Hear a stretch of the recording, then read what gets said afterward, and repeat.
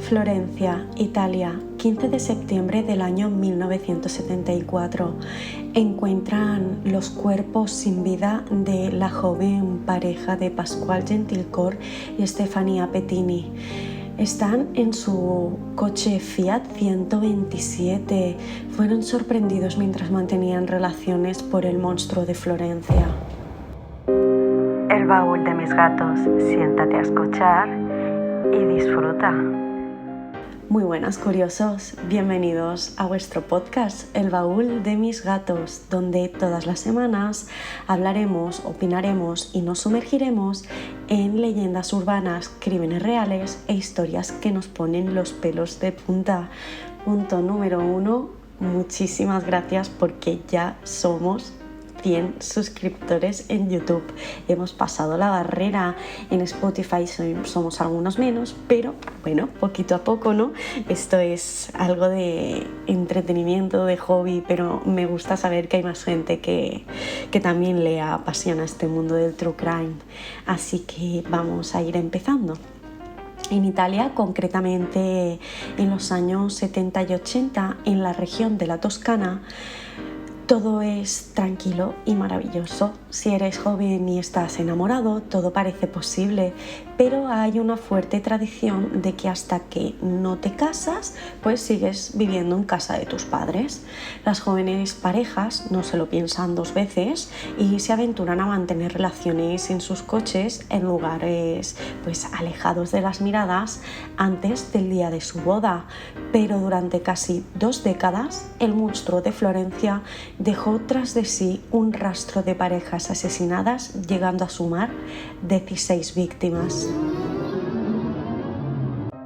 Los siguientes hechos llevaron a la policía italiana a abrir la investigación más cara de la historia moderna criminal de Italia.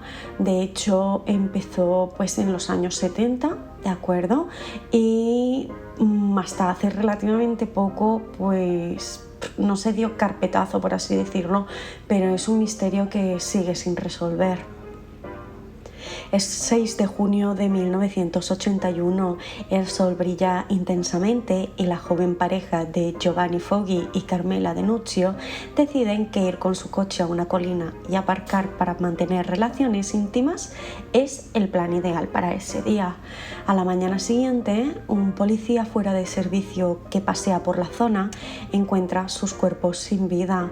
Giovanni está sentado en el asiento del conductor con la cabeza apoyada en los cristales rotos de la ventanilla. Tenía una bala incrustada en su cráneo. Carmela, sin embargo, había sido arrastrada fuera del coche y estaba tumbada de espaldas en el suelo. Había sido disparada y apuñalada. La encontraron con un collar de oro entre sus labios y además su zona íntima había sido completamente cortada con un cuchillo. Tras dar la voz de alarma, una de las primeras personas en llegar fue el periodista Mario Spezzi, que trabaja para el periódico La Nación, uno de los más antiguos de Italia. Cuando iba a escribir sobre el caso, se percató de algo. Se le hacía muy similar a un caso que sucedió 6 años atrás y que quedó sin resolver, así que decidió investigar un poco para ver si estaban realmente relacionados. Mario Spezzi es una pieza clave de la investigación, así que recordad su nombre. El caso que le recordó al de Giovanni y Carmela pasó en 1974, concretamente el 15 de septiembre. Una joven pareja comprometida, Pasquale Gentilcore y Stefania Pettini, mantenían relaciones en su Fiat 127 cerca del pub Teen Club, donde habían quedado con sus amigos, pero fueron sorprendidos y encontraron sus cuerpos sin vida. Giovanni fue encontrado sentado en el asiento del conductor sin vida por unos disparos y Stefania había sido arrastrada fuera del coche. Le faltaba un pecho y su zona íntima, además, había sido pues retirada.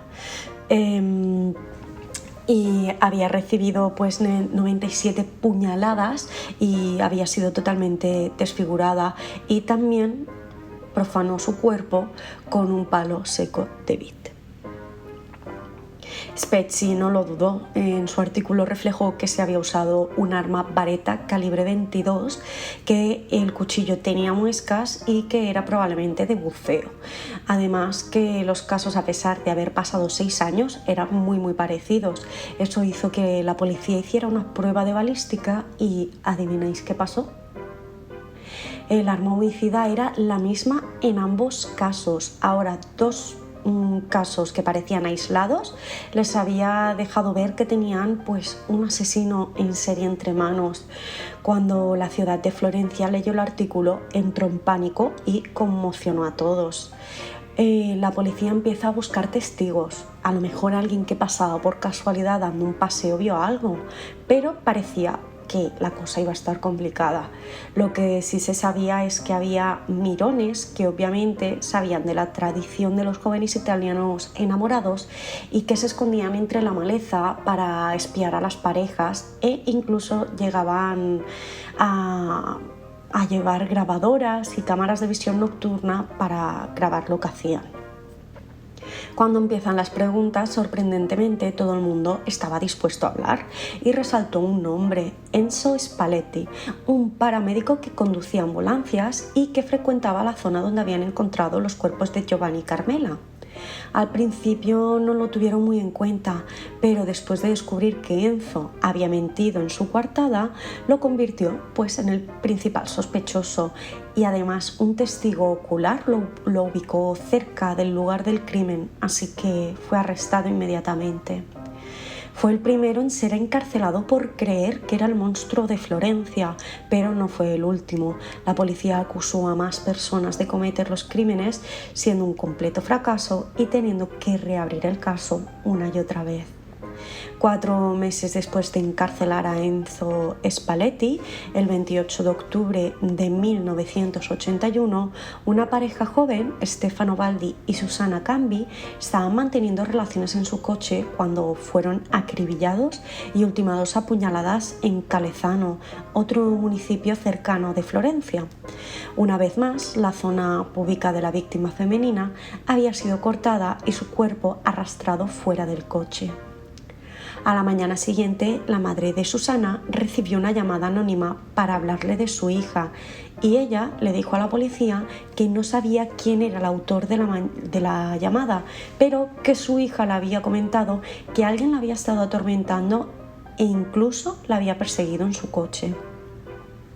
Enzo Spalletti fue puesto en libertad tras este hecho y además las pruebas de balística determinaron que el arma usada era la misma que en las 2 anteriores parejas. Ya llevamos 6 víctimas. La noche que Stefano y Susanna fueron asesinados, hubo testigos. Una pareja que conducía por la zona se cruzó con un hombre que estaba sentado en un coche rojo. ¿Tenían por fin una pista que seguir?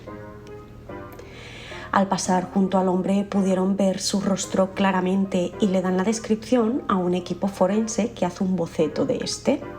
Sus rasgos eran ásperos, tenía nariz aguileña, boca fina y apretada y ojos muy grandes. Ahora la policía tenía una posible cara del culpable. Pero la policía decide no hacer público ese retrato por el momento. Necesitaban más información y eso quiere decir que tenían que esperar al siguiente movimiento del monstruo de Florencia. Esto pasó 8 meses después, el 19 de junio de 1982. Paolo Mainardi y Antonella Migliorini era una pareja de prometidos. Se les conocía como Pinavil, una marca de pegamento, porque nunca se separaban. Fueron encontrados sin vida en el coche de Paolo. Habían sido tiroteados después de mantener relaciones, pero el asesino no pudo terminar su ritual y mutilar a Antonella. La zona de Montespertoli, que es del municipio de Florencia y donde los encontraron, era muy concurrida y fácilmente te podían descubrir si hacías algo. Cuando llegó la policía, Paolo aún seguía con vida sorprendentemente. Cuando terminaron de mantener relaciones, Antonella se pasó a la parte de atrás para vestirse y Paolo se percató de que un hombre los está mirando desde fuera. Él, sin pensarlo, da marcha atrás y acelera para huir, pero el monstruo de Florencia es más rápido y le dispara en el hombro izquierdo. Paolo, aunque está herido, consigue ir marcha atrás fuera del carril de salida, pero se le quedan las ruedas traseras atascadas en una zanja. Momento en el que el asesino le dispara en la cabeza y hace lo mismo con Antonella. Sacó el cuerpo de Paolo fuera del coche y lo movió, y movió el vehículo para esconderlo y que así tardarán más tiempo en encontrar a las víctimas. Desgraciadamente, Paolo murió al cabo de unas horas en el hospital sin poder darle alguna pista a la policía. Ya con 8 víctimas y ninguna pista de quién puede haber sido el culpable, el fiscal decide que la prensa dé información falsa para intentar provocar al monstruo que estaba aterrando a toda la población. Les pide a los periodistas que escriban que Paolo llegó vivo al hospital y que además ha dado una declaración sobre su atacante.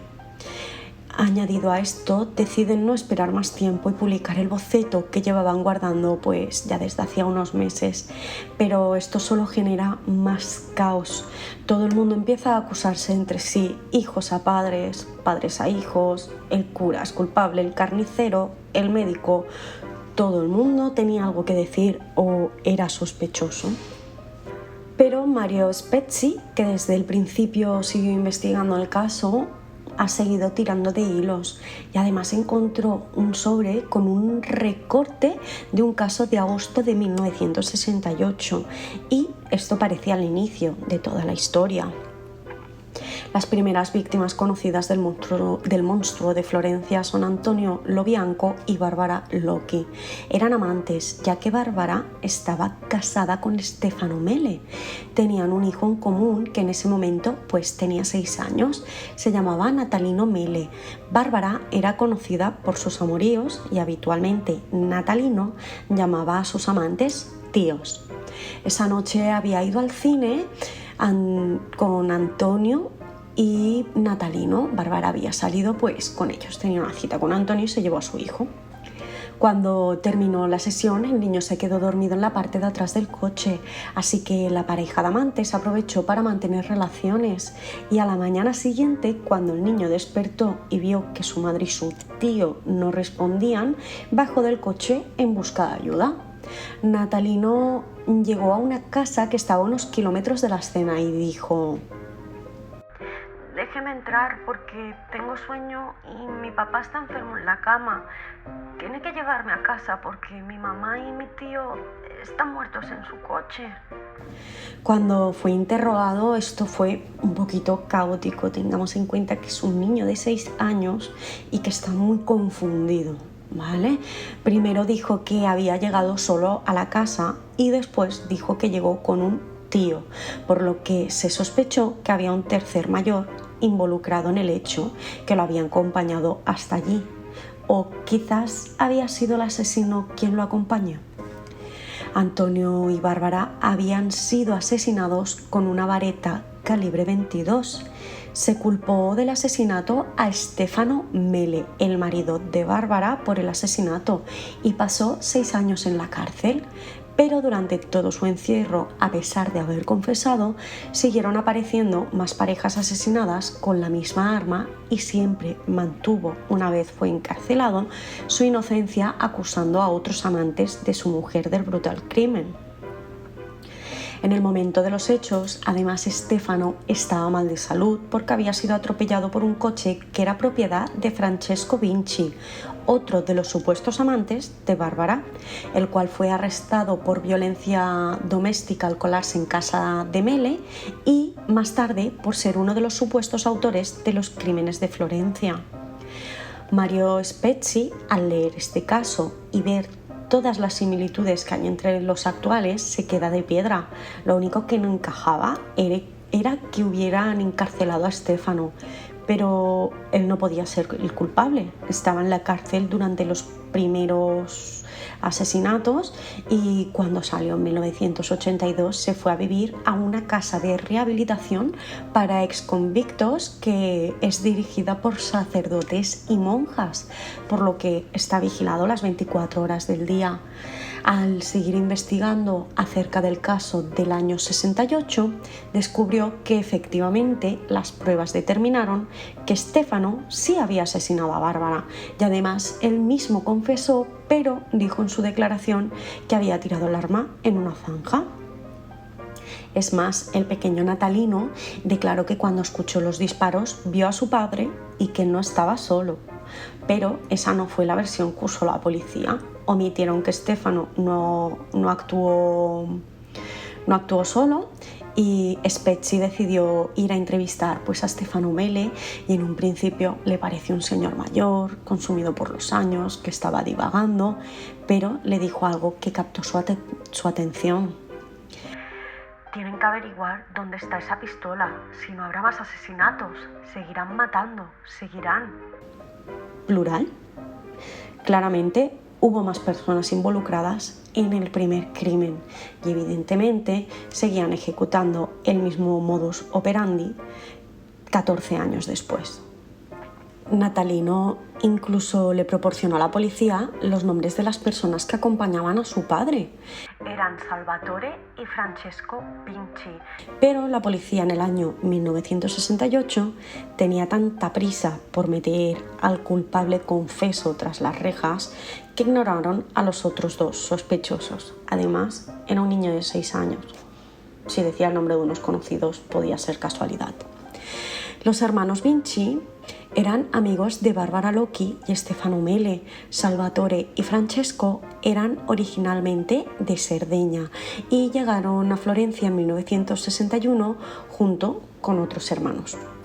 El dúo se dedicaba a la delincuencia para sobrevivir, pero los investigadores no les han prestado atención hasta ahora.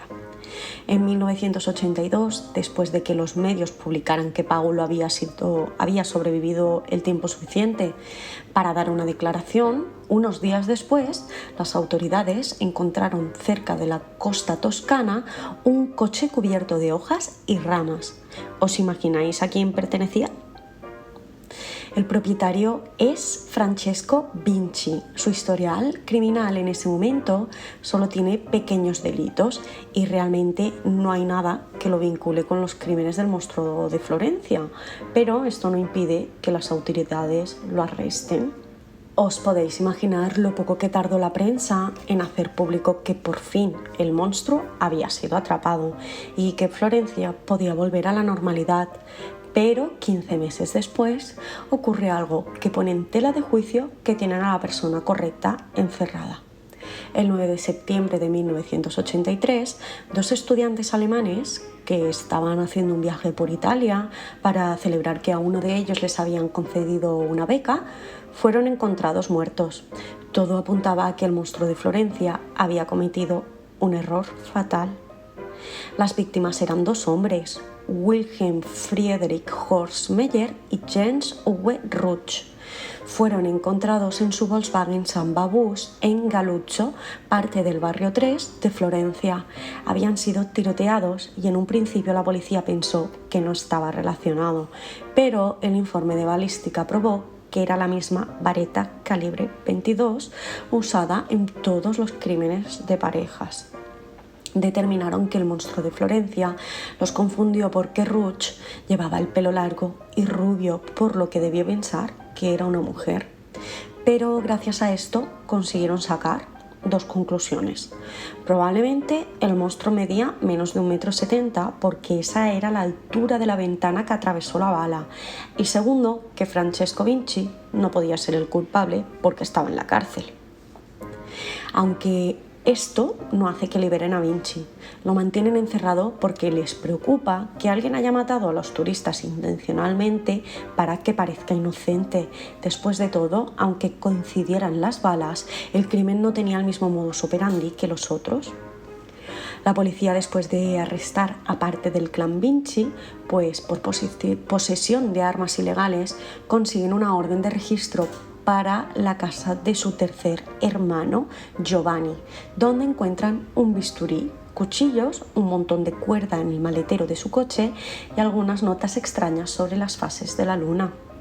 Giovanni Vinci es arrestado y encarcelado, y de paso también encarcelan al cuñado de Francesco, que se llamaba Piero, solo por si las moscas. Los aíslan de manera individual en salas de interrogatorio e intentan hacerles hablar, pero es inútil.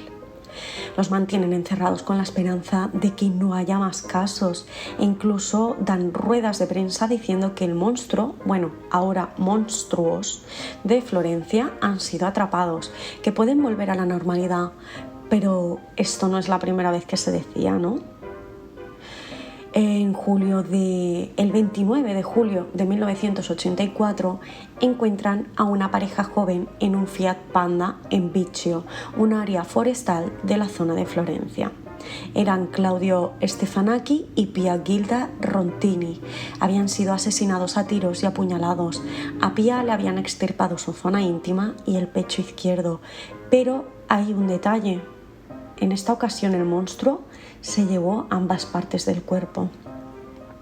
Una vez más, las autoridades quedan como unos mentirosos y la ciudad se revoluciona completamente. Ya han asesinado a 14 personas, han encarcelado a varios culpables y los han tenido que liberar, y ahora tienen a 3 condenados que siguen en la cárcel. De los hermanos Vinci solo queda uno que está en libertad, Salvatore, al cual la policía no había prestado mucha atención, pero averiguan que en Cerdeña fue condenado por violar a una mujer, la cual dejó embarazada y tuvo a su hijo.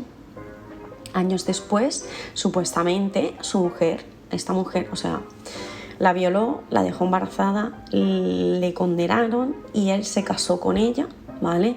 Y años después, pues supuestamente esa mujer se suicidó, pero los investigadores que llevaron el caso siempre pensaron que él había sido el responsable. Además, conectaron que la primera víctima en el año 68, es decir, Bárbara, no solo tenía una aventura con su compañero del coche y con Francesco, sino que también con Salvatore. El marido de Bárbara finalmente le confesó algo a Mario Spezzi, que además de ser Bárbara la amante de Salvatore, él también lo era.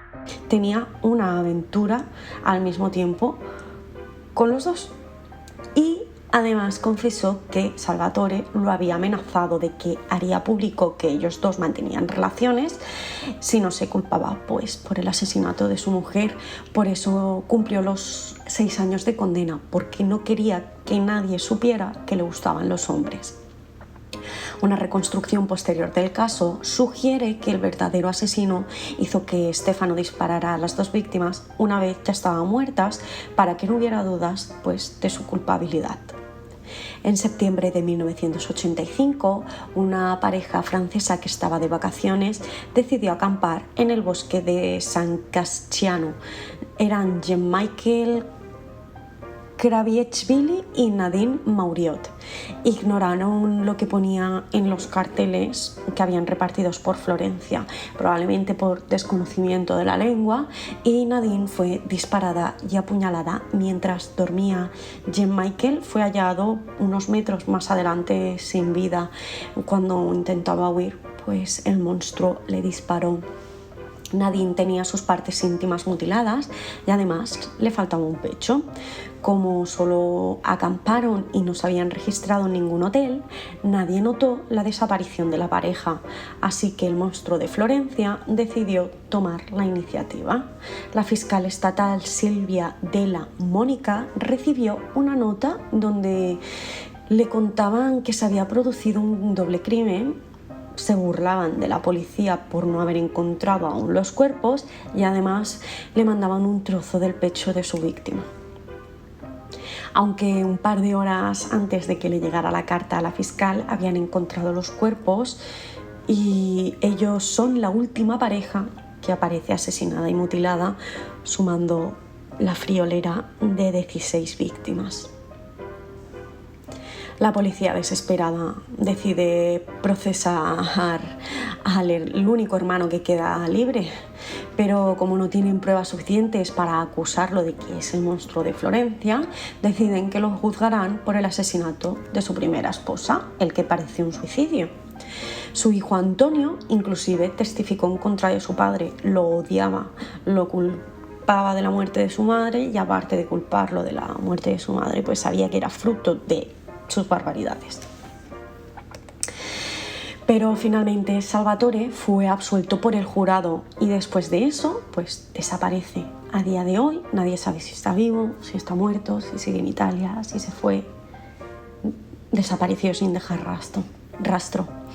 La investigación dio otro giro cuando reciben una pista anónima de que investiguen a Pietro Pagani. Era agricultor y alcohólico. Además, al empezar a investigar, la policía descubre que podía pertenecer a una sociedad oculta italiana. También se ha especulado con este caso de que esos asesinatos eran para rituales satánicos, iglesias, cultos escondidos, tal. O sea, se han sacado muchas teorías. Pagani en los años 50 encontró a su novia en el coche con otro hombre y lo mató. Después violó a su novia junto al cuerpo sin vida de su amante y luego se llevó el cuerpo del hombre al bosque para abusar de él. Ya había cumplido por la condena de ese delito, pero fue liberado antes de que el monstruo de Florencia empezara su matanza. ¿Puede ser casualidad? Además, poco después de que cesaran los crímenes del monstruo, fue encarcelado otra vez. Ahora, en esta ocasión, fue por golpear, violar y alimentar con comida para perros a las que eran sus hijas. Aparte de estos dos delitos, la policía pues no encuentra ni el arma ni otra prueba contra él y en noviembre de 1994 fue condenado, pero en el año 96 fue absuelto por falta de pruebas.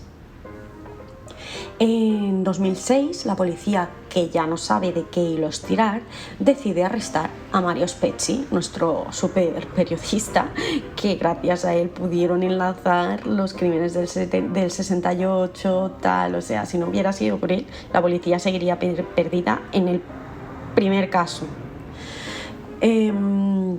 Alguien que fue capaz de ver la relación entre los primeros crímenes y tal, pues debía ser sospechoso para la policía, ¿no?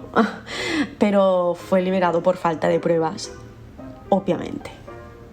En 2008 y en 2017 la policía formuló otras dos acusaciones, pero ambas fueron desestimadas por falta de pruebas. Es un caso que nunca se ha resuelto. ¿Tú quién piensas que podría ser el culpable? ¿Sigue vivo? ¿Está suelto? ¿Vive en Italia? ¿Se habrá ido? Déjame tu comentario con tus teorías y tu opinión. En diciembre de 2020, 4 maletas aparecieron debajo de un paso elevado a las afueras de Florencia. ¿Qué había dentro? 2 cuerpos desmembrados que pertenecían a un hombre y una mujer. ¿Es posible que el monstruo haya vuelto? Bueno, curiosos, y hasta aquí el episodio de hoy. Muchísimas gracias por haberme escuchado un domingo más. Podéis ver imágenes del caso y otras cositas interesantes en nuestras redes sociales. Os dejo los enlaces en la caja de descripción.